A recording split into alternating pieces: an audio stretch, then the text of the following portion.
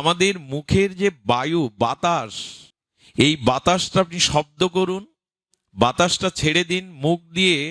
আমাদের ভিতরে পঞ্চত্ব শরীরে যে বায়ু আছে, তো বাতাস আছে, তো বাতাসটা মুখ দিয়ে ফুৎকার আকারে ছেড়ে দিন। সে বাতাসের কোনো সুর নেই, মাধুর্য নেই, শব্দ মাত্র, বাতাস মাত্র। কিন্তু সেই অধরে বাতাসটা যদি বংশীর মধ্যে প্রবেশ করে, বাঁশির মধ্যে, বাতাস তখন রাগ রাগিনীর মধুর আলাপচারিতা করে, চিত্তকে বিমল করে দেয়। বাতাস তো বাতাসই, বংশীর মধ্যে বাতাস গেলে এত মধুর সুরালাপ কেন করে? ওইখানে বাঁশির মধ্যে হৃদয়ের অনুভূতিটা সুর মূর্ছনায় ছড়িয়ে পড়ে। ওটাও তো বায়ু।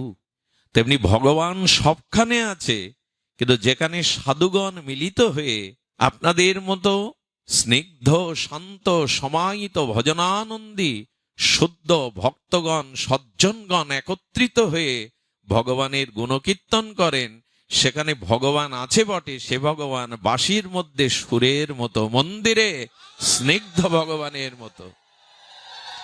আরে ভগবান